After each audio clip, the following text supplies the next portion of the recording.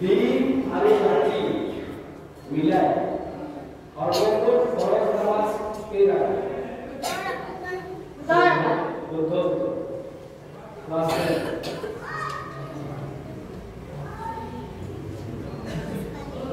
Group B Allah তাআলা আমার কি সৃষ্টি করেছে? এই বাজার আর পারে পাবে প্রথম ক্লাস